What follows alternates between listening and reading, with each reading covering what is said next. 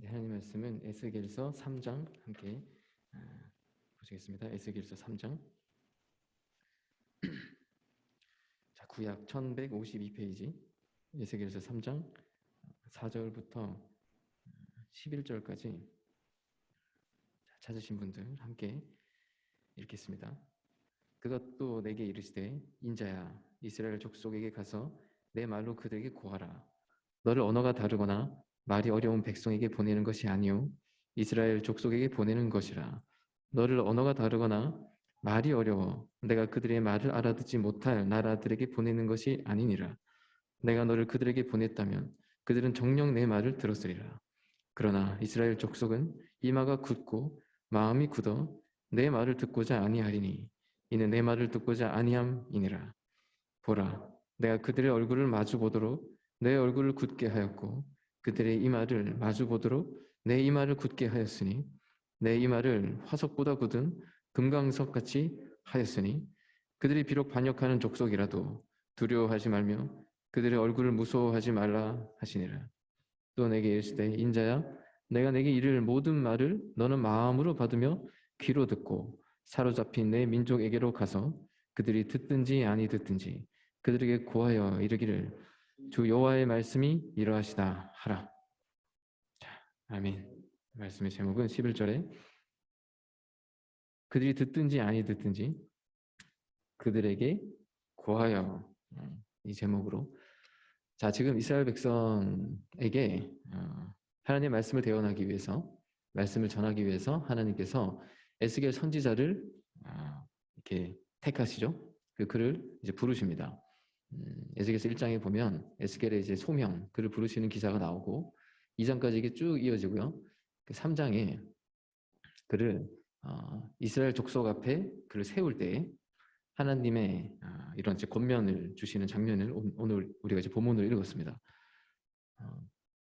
그 2절 3절을 다시 한번 읽어보면 2절 3절 내가 입을 벌리니 그가 그 두루마리를 내게 먹이시며 내게 이르시되 인자야 내가 내게 주는 이 두루마기를 내 배에 넣으면 내 배에 넣으며 내 창자에 채우라 하시기에 내가 먹으니 그것이 내 입에서 달기가 꿀 같더라.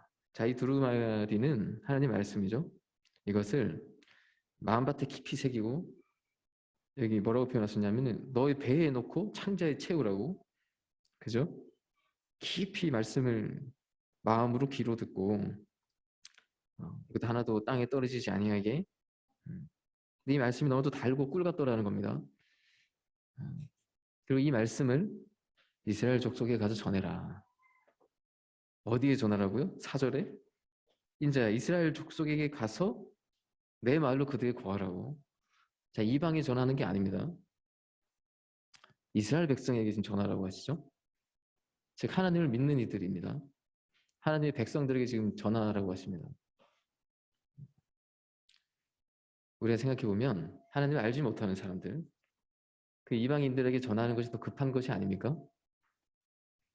그러나 우리 성경의 역사를 쭉 보면 늘 하나님의 관심은 성전 밖이 아니라 늘 성전 안을 먼저 측량하시는 것이 늘 우선순위셨습니다. 성전 안이 거룩하고 성전 안이 깨끗하면 이방인들은 자연스럽게 그 빛을 보고 따라오게 되어 있기 때문에 성전 안을 먼저 측량하고 그것을 깨끗하게 하는 일. 하나님께서 이 구원의 역사를 쭉 펼쳐나가시는데 우리는 성경을 통해서 이걸 보게 됩니다. 하나님의 늘 고통, 하나님의 염려, 하나님의 늘 마음의 근심, 그것은 어디에 있냐면 이방인보다도 오히려 하나님의 백성들을 바라볼 때 그들이 잠들어 있고 그들의 삶이 사명을 잃어가는 모습일 때 이것이 늘 더 큰 고통을 드리는 것을 우리는 보게 되죠. 그리고 5절, 6절에 너를 언어가 다르거나 말이 어려운 백성에게 보내는 게 아니다.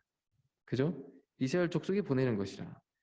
너를 언어가 다르거나 말이 어려운 내가 그들의 말을 알아듣지 못할 나라들에게 보내는 것이 아니니라.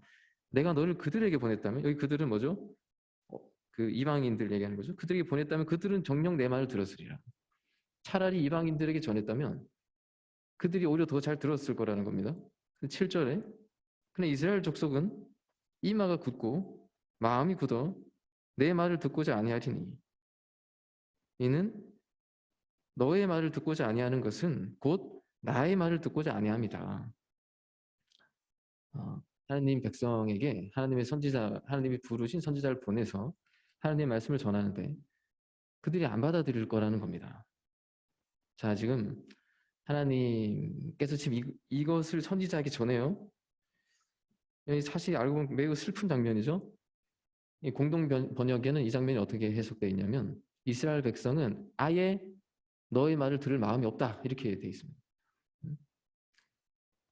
자, 이마가 굳는다, 이마가 굳다, 이게 무슨 말이냐? 원어에는 이게 쇠가죽, 소의 가죽을 쓴 사람 같다 이렇게 표현되어 있습니다. 소의 가죽은 매우 질기죠, 단단하죠, 뚫기가 매우 어렵죠.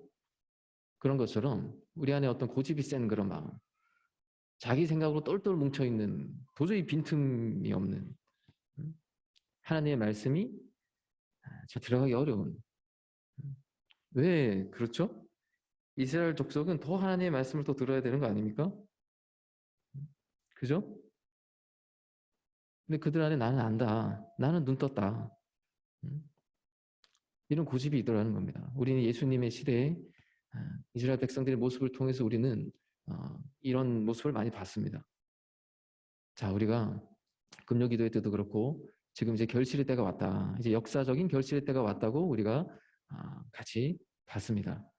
그럼 그 결실에 있어서 누구에게 먼저 말씀을 전해야 될까?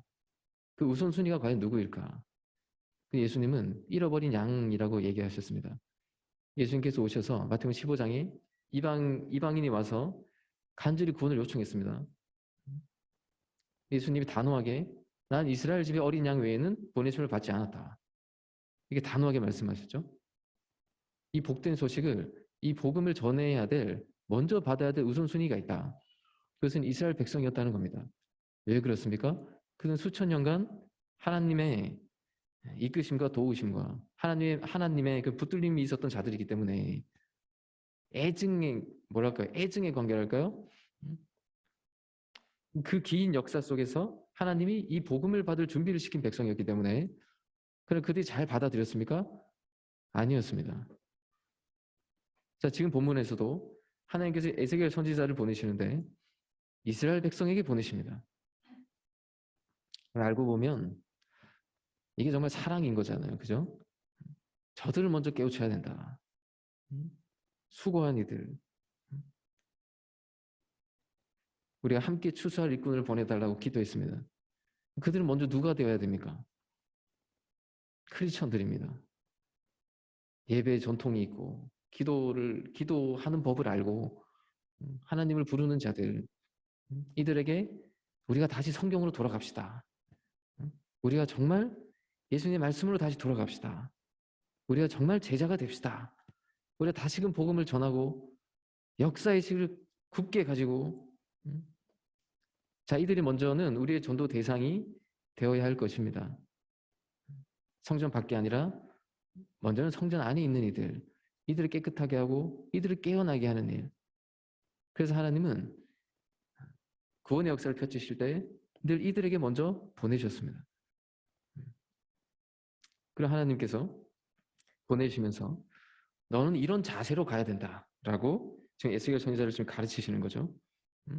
너희가 이 복음을 전할 때 내 백성들에게 먼저 가서 그들을 깨우쳐라. 그런데 분명 그들은 안 들으려고 할 거다라는 겁니다. 차라리 이방인들이 더 잘 들을 거다. 그러나 이들에게 먼저 가라. 그리고 말씀을 들으려 하지 않는 자들에게 내가 너를 지금 보내는 것이기 때문에 너는 그들보다도 더 굳은 결의로, 그들의 고집보다도 더 굳센 의지로 그들에게 전해야 된다. 지금 이걸 지금 가르치십니다.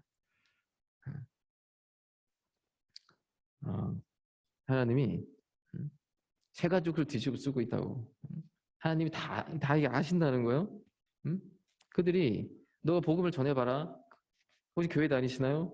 나 교회 다닙니다. 나 모태신앙입니다. 우리 같이 성경 공부할까요? 강박하게 나온다는 겁니다. 나 다 안다. 뭘 더 공부하냐. 난 예배도 드리고 있고 난 잘 살고 있다.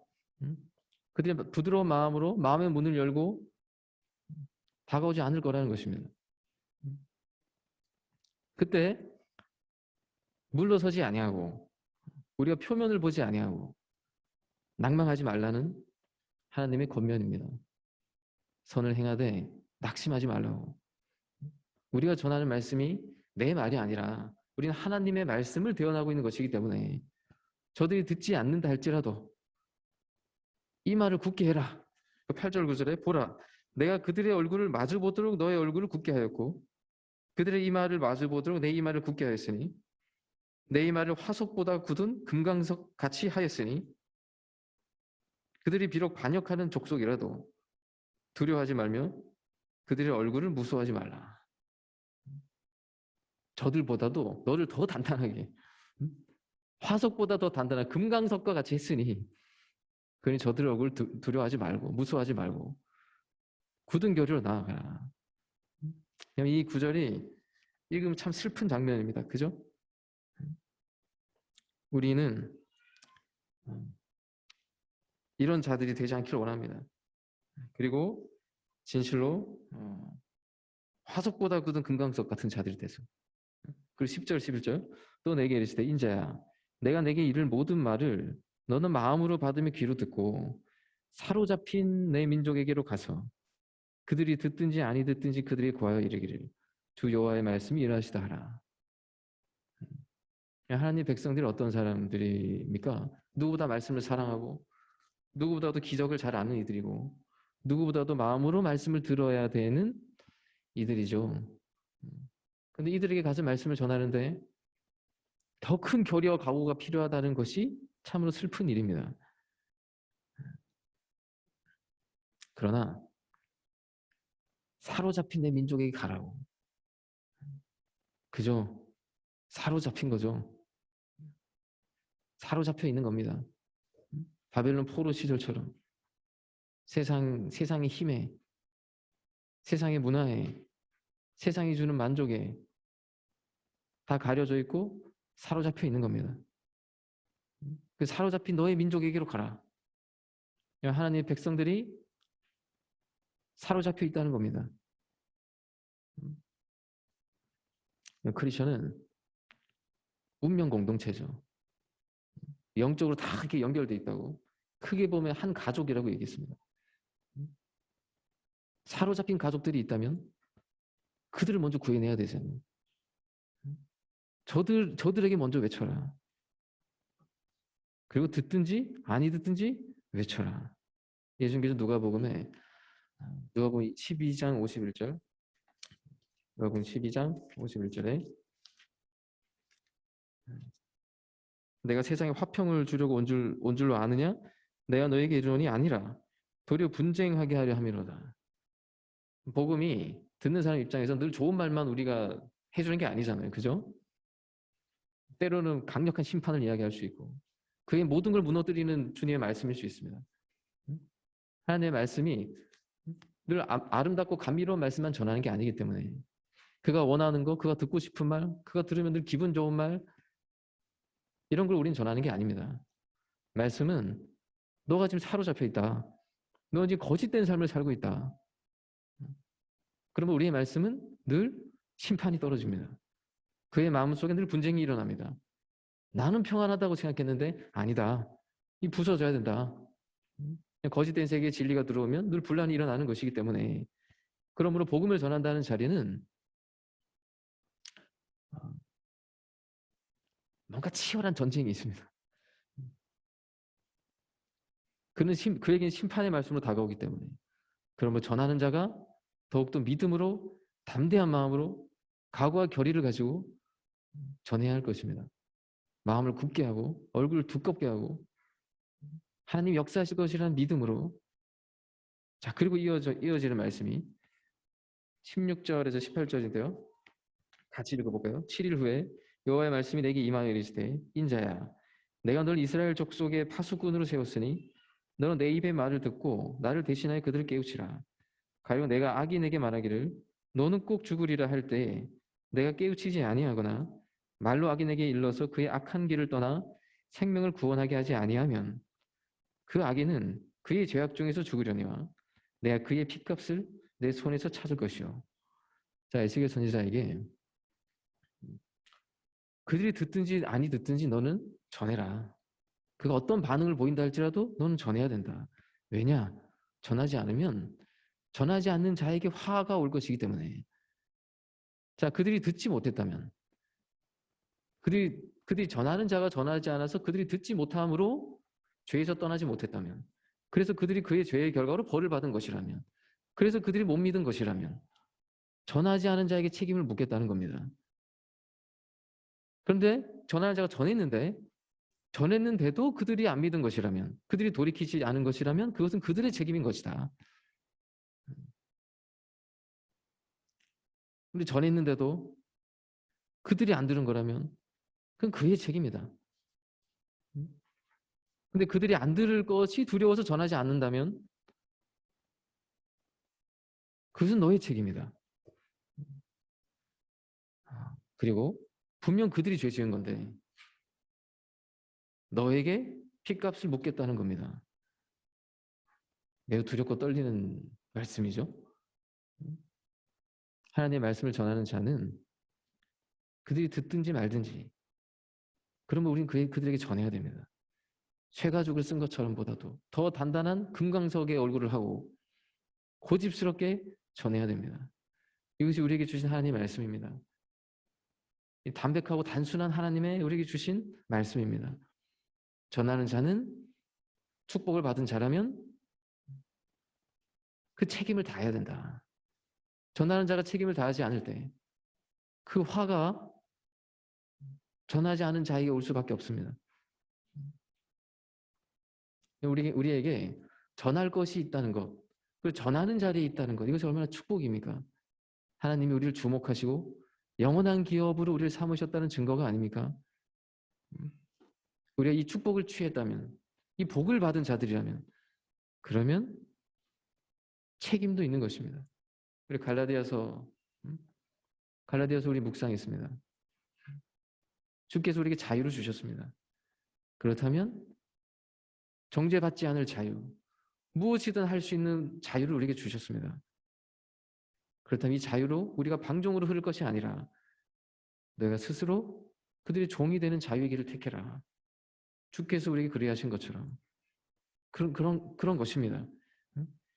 자, 우리가 이 말씀을 우리가 무거운 짐으로 당위성으로 우리가 받아들이지 말고, 우리가 전할 것이 있다는 것, 전하는 자리에 있다는 것, 이것이 얼마나 큰 이미 얼마나 큰 축복의 자리에 우리가 있는 것인가, 이것을 먼저 우리가 기억하기를 원합니다. 이미 구원받은 자기 때문에, 이미 우리는 천국 백성이기 때문에, 이미 하나님의 마음 안에 있는 자들이기 때문에, 하나님의 장중 아래 있는 자들이기 때문에 전할 수 있는 겁니다. 그러면 우리는 받은 은혜를 하나하나 세워봐야 됩니다. 우리 너무나도 쉽게 인간적인 사고에 빠질 수 있습니다. 그리 될 때 나에게 임한 축복에 대한 감동, 나에게 주신 어떤 이 귀한 말씀들에 대한, 나에게 주신 사명에 대한 이 두려움을 잃고 전해야 될 사명을 잊을 때가 우리에게 많습니다. 그리고 듣는 자의 어떤 반응, 어떤 환경, 이런 것들에 우리의 마음이 좌지우지 될 때가 너무나도 많습니다. 잘 듣는 자가 있으면 신나게 전하고, 잘 듣지 않으면 안 전하고 힘 빠지고. 근데 하나님이 잘 듣지 않을 거다, 정말 잘 듣지 않을 거다, 그러나 이걸 알고 가라. 그리고 너는 거기에 꺾이지 말고 너가 할 바를 다 해야 된다. 전할 책임을 다해라. 주변 때문에 낙담하지 말고, 영향받지 말고 하나님의 말씀에 순종하면서 우직하게 그 길을 걸어가라라고 지금 하나님이 우리에게 말씀하십니다. 우리가 영혼에게 복음을 전하는 것, 영혼을 살리는 것, 이것이 우리에게 가장 기쁜 일이라는 거 우리 이미 다 알고 있습니다. 가장 복된 일이라는 거 우리 이미 다 알고 있습니다. 그리고 이 기쁨 우리는 다 경험해 봤습니다. 그래서 이걸 하지 않으면 늘 뭔가 사는 것 같지 않습니다. 늘 뭔가 불안합니다. 그리고 이 불안을 해소하기 위해서 우리는 다른 무언가를 할 수도 있습니다. 그런데 이 말씀을 봅시다. 우리가 받은 복이 보통 복이 아니지 않습니까? 우리가 어떤 복을 받은 겁니까? 내가 전함으로 살리고 심판의 권세가 나에게 있구나. 구원을 받았다는 게 영원한 생명을 얻은 건데, 천국 소망을 가지고 이 감격이 있잖아요, 우리에게. 그리고 우리를 파수꾼으로 삼으셨다는 겁니다. 구원받은 자의 다른 이름은 파수꾼입니다. 바울은 로마서 1장에서 복음을 쭉 이야기하면서 그 시작에 하나님의 진노에 대해서 먼저 시작했습니다. 하나님의 진노, 창조주의 진노. 우린 피조물입니다. 불면 후 불면 날아가는 한 줌의 먼지와도 같은 이런 존재가 우리가 아닙니까? 근데 이런 작은 피조물에게 창조주의 진노 아래에 있는 이 연약한 인간의 모습이라는 것이 피조물에게 있어서 이보다 더 엄중하고 시급한 문제가 있겠습니까? 그의 인생의 나름대로 그 희노애락이 있었을 수 있습니다. 난 이것이 내 인생의 의미였다라고 자신이 그것을 가치를 매길 수도 있습니다. 그러나 하나님과 우리 사이에 가려져 있는 그 안개를 다 걷어내고 진실을 바라보니 하나님이 진노 아래 있구나, 우리가. 창조주의 진노 아래. 하나님의 형상이 있기 때문에 이방인들도 하늘을 두려워하고 심판에 대한 두려움을 안고 살아갑니다. 그런데 오히려 하나님을 안다 하는 자들 안에 하나님의 사랑을 왜곡해서 하나님의 그 진노를 잊고 살아갈 때가 너무나도 많더라는 것입니다. 바울은 이렇게 얘기했습니다. 우리는 나으냐? 우리는 저들보다 나으냐? 결코 아니다. 우리 또한 여전히 엄중한 하나님의 진노 아래에 있는 것이 아니냐. 우리가 이 진노를 잊을 때 우리는 우리 죄에 둔감해지고 우리는 교만해질 것이며 우리는 기만에 빠질 수밖에 없습니다. 하나님의 진노를 아는 깊이만큼 정확하게 딱 그만큼 사랑이 열립니다. 사랑을 깨달을 수 있습니다. 하나님의 사랑을 더 느끼고 싶습니까? 그럼 하나님의 진노를 기억하십시오. 내가 지금 얼마나 하나님의 진노 아래에 있는지. 바울은 죄로 인해서 하나님의 고통이라고 말하지 않았어요. 하나님의 고통이라고 할 때 우리의 죄가 하나님의 고통을 잊어요. 이렇게 잊어가고 내가 더 고통스럽습니다. 이럴 수 있어요. 자기 감정에 빠져버릴 수 있다는 거예요. 그래서 바울은 이렇게 얘기했습니다. 하나님의 진노라고. 하나님과 나는 동급이 아니잖아요. 우린 정말 작은 먼지입니다. 그런데 죄인이 나를 앞세워서 늘 나오는 게 늘 이렇게 익숙한 게 죄인이니까. 그러나 바울은 이건 진노다. 모든 인간은 하나님의 진노 아래 있다. 창조주의 진노 아래 놓여있는 이 피조물의 모습이라는 것이 언제 무너질지 모를. 지금 나의 죄가 여전히 하나님을 진노케 하고 있다는 것을 잊으면 우리가 받은 은혜, 우리의 사랑은 왜곡되기 시작할 것입니다. 그러니 안 들으려고 한다는 겁니다. 들어도 마음으로 듣지 않는다는 겁니다. 그러면 하나님은 또다시 이 대언자를 찾으십니다. 그리고 너희가 저들보다도 더 고집스럽게 더 결의에 찬 자세로 전해라. 그리고 주변 환경 보지 말고 인간적인 거 보지 말고 오직 우직하게 뭐 이렇게 좋은 말 해주고 이렇게 이렇게 이게 잘 구슬려 이렇게 하려고 하지 말고 우직하게 하나님 말씀만을 전하고 너희가 전할 바를 책임 있게 전해라. 환경을 보기 시작하면 결의가 꺾여요. 사람에게 늘 영향을 받으면 꺾입니다. 우리 그렇잖아요. 너무 하나님 은혜 받고 기분 좋고 하다가 인간적이면 순식간에 기분 나빠질 수 있습니다. 어려운 상황 오면 순식간에 결의가 꺾일 수 있습니다. 뭐 이렇게 난 저 사람만 보면 힘이 꺾여. 뭐 이런 경우도 있을 수 있고 지독하게 나의 길을 막는 사람이 있을 수 있잖아요. 그죠? 그런다 할지라도 너의 할 책임을 다하라는 겁니다. 여러분 어려운 환경은 늘 있습니다. 날 힘 빠지게 하고 날 괴롭히는 사람은 늘 내 곁에 있습니다. 늘 곁에 있는 겁니다. 꼭 있습니다. 어려운 상황과 환경은 늘 있습니다. 지금 하나님이 에스겔에게 너 이거 알고 가라는 겁니다. 그러나 그 사람이 있기 때문에 내가 얼마나 연단되고 그 사람이 있기 때문에 내가 하는 이것이 얼마나 더 진실된 것으로 확정될 수 있는가. 오늘 기도해 주시는 분이 너희를 영접하는 자는 나를 영접하는 거라고. 우리에게 있는 형제들, 우리에게 있는 환경들, 이것을 주님을 영접하는 것으로 영접해서 날 힘들게 하는 형제가 아니라 내가 영접해야 될 주님이 보내주신 이다. 그 마음으로 우리가 영접하면서 가면 못 이길 게 없습니다. 그리고 장성한 신앙은 환경에 영향받지 않고 인간적인 감정에 휘둘리지 아니하고 주님이 주시는 말씀을 그 길을 우직하게 가는 사람이 참 멋있는 사람이죠. 자, 우리 자리는 전해야 될 자리입니다. 그리고 이거는 전해도 되고 전하지 않아도 되는 것이 아닙니다. 책임을 다해서 반드시 전해야 될 것입니다. 17절, 18절 다시 한번 읽어볼까요? 인자야, 내가 널 이스라엘 족속의 파수꾼으로 세웠으니 너 내 입의 말을 듣고 나를 대신하여 그들을 깨우치라.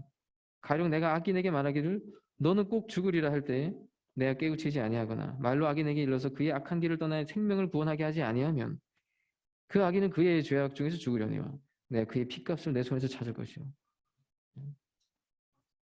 악의 길로 가는 자가 있는데 그에게 우리가 전하지 않아서 그러므로 그가 깨우치지 않아서 그가 그 길로 가면 죽는다는 것을 우리가 그에게 말해주지 않아서 지금 당신은 하나님의 진노 아래 있다는 것을 이야기해주지 않아서 그가 죽으면 그가 벌을 받으면 죄인은 반드시 벌이 있으니까요. 그 핏값을 너에게 찾을 것이다. 19절에 내가 악인을 깨우치되 그가 그의 악한 마음과 악한 행위에서 돌이키지 아니하면 그는 그의 죄악 중에서 죽으려니와 너는 내 생명을 보존하리라. 전했는데 그가 돌이키지 않을 수도 있잖아요. 우리가 전한 말을 그가 마음으로 받지 않을 수도 있잖아요. 그러면 너는 생명을 보존하게 될 것이다. 왜? 전할 책임을 다 했으니까. 그가 안 받아들인 거니까. 그냥 저들이 죄 지은 거고 저들이 잘못해서 벌 받는 거잖아요. 근데 내가 왜 전하지 않았다고 그 핏값을 나에게 물으십니까? 하나님께서 이 말씀 안에 기본적으로 흐르고 있는 정신이 있습니다. 그것은 저들과 너는 한 몸이 아니냐는 겁니다. 둘이 아니라는 겁니다. 죄인은 늘 이렇게 나눕니다. 저들과 난 상관없습니다. 이렇게 늘 나눕니다. 저들의 심판과 나는 전혀 상관이 없습니다. 그러므로 뭐죠? 이 왜곡된 신앙으로 흐르면 어떻게 됩니까? 하나님 빨리 심판을 내려주십시오. 이렇게 된다고요? 저들 빨리 심판하소서 이렇게 됩니다. 그러니까 그 기도가 하나님의 억장을 무너뜨리게 하는 기도일 수 있습니다. 왜? 저들과 너는 한 몸인데. 그리고 이 말씀 안에 기본적으로 흐르고 있는 정신은 어떤 색입니까? 너희는 저들의 파수꾼이 아니냐. 너희는 장자가 아니냐. 너희가 대표가 아니냐. 이런 정신입니다. 이런 정신으로 바울은 이렇게 얘기했습니다. 고린도전서 9장 16절에 고린도전서 9장 16절 내가 복음을 전할지라도 자랑할 것이 없음은 내가 부득불 할 일임이라. 내 복음을 열심히 전했는데 자랑할 게 없다는 겁니다. 왜? 내가 마땅히 할 일을 한 것뿐이라는 겁니다. 만일 복음을 전하지 아니하면 내게 화가 있을 것이로다. 바울은 이 마음으로 전했습니다. 내가 해도 되고 안 해도 되는 것이 아니라 안전하면 화가 있을 거라고 이런 정신으로 전했습니다. 듣지 못하는 저들, 죄에 빠져 있는 저들의 피를 나에게 물으십시오. 이 마음으로 전했다는 겁니다. 이런 정신으로. 이것이 우리 선진들의 정신입니다. 야곱이 그러했고 요셉이 그러했고 예수님이 그러셨습니다. 에서가 자기가 잘못 나서 축복을 빼앗긴 건데 야곱 안에 뭐죠? 이 내게 아니라고. 왜 그 고생을 하죠? 그리고 왜 그것을 형에게 다 갖다 주죠? 요셉을 보십시오. 형들의 죄의 결과로 그는 그 수많은 고생을 했습니다. 근데 그 안에 있는 정신이 무엇입니까? 저들과 난 하나다. 그러므로 저들의 죄값을 내가 지겠습니다. 나에게 물으십시오. 자, 여러분, 이것이 십자가입니다. 이것이 우리가 살아야 될 삶의 기준이고, 이것이 진실로 하나님의 선민된 자들, 하나님의 장자된 자들, 하나님의 마음을 알고 살아가는 이들이 품어야 될 정신입니다. 누가 진정으로 이 시대의 장자입니까? 누가 진실로 이 시대의 하나님의 백성입니까? 표면적인 크리스찬이 아닙니다. 이 마음을 품고 가는 자들, 저들의 죄값을 나에게 물으십시오. 이 마음. 우리의 영혼은 우리는 하나님의 형상이 있기 때문에 이 마음을 품고 살 때만 행복하게 살 수 있습니다. 사는 게 사는 것 같습니다. 내가 너의 민족의 파수꾼으로 세웠다.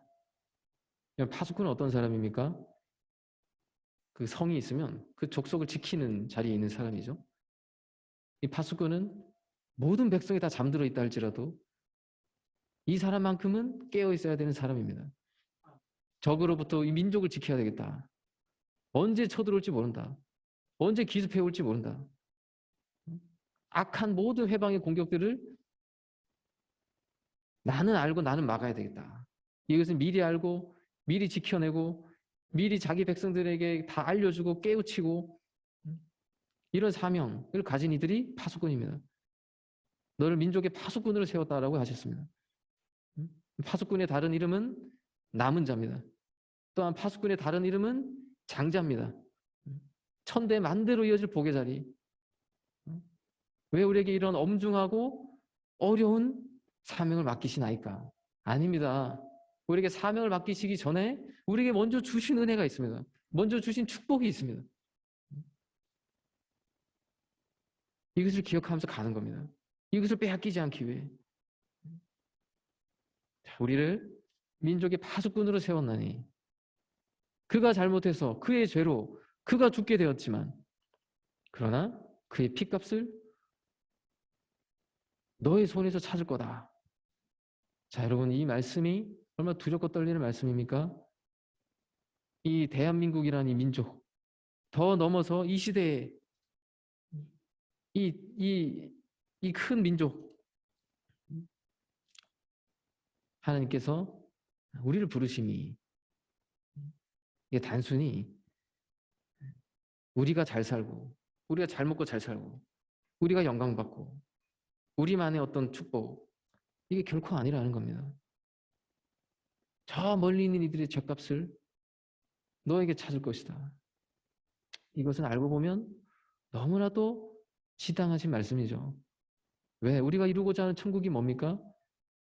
운명 공동체잖아요. 그리스도의 몸을 일으킨다고.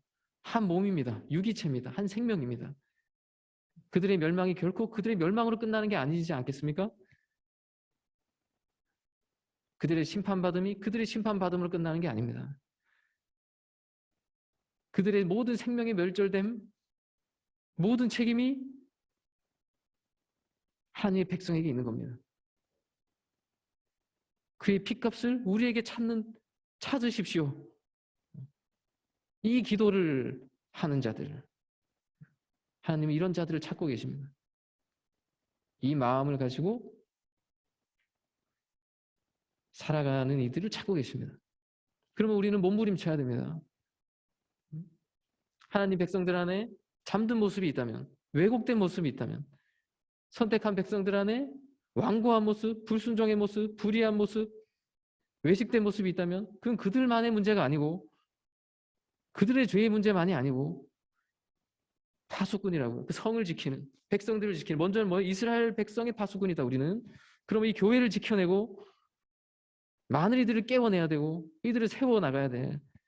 중요한 책무가 우리에게 있는 것입니다. 그러므로 세상에 일어나는 일이 어느 교회가 무너졌다고 합시다. 그것도 모두 나와 상관이 없는 게 아닌 거죠. 이 민족의 재단이 무너지고 있다고 합시다. 우리와 다 상관이 있는 것이죠. 부르심을 받은 자들 안에 수많은 일들이 있을 수 있습니다. 그것을 다 우리의 일로 여기고 그럼 우리는 더욱더 깨어나서 그들을 가르치고 그들에게 복음을, 주의 말씀을 전해야 할 것입니다. 그리고 우리에게 그것을 맡기셨고 그 말씀을 맡기셨고 자, 지금 내 백성을 깨우치라라는 에스겔에게 주신 하나님의 이 말씀은 부탁이 아니죠. 준엄한 명령입니다. 내 백성을 깨우쳐라. 자, 우리가 두려움과 떨림을 가지고 모든 복이 하나님을 말미암은 것이라는 것을 우리가 기억하면서 생사의 모든 것을 주관하신 하나님이심을 우리가 기억하면서 하나님의 말씀을 전적으로 신뢰하고 진실로 우리에게 맡기신 파수꾼의 사명을 온전히 행하는 우리 안디옥교회 모든 성도분들이 되기를 축원드립니다.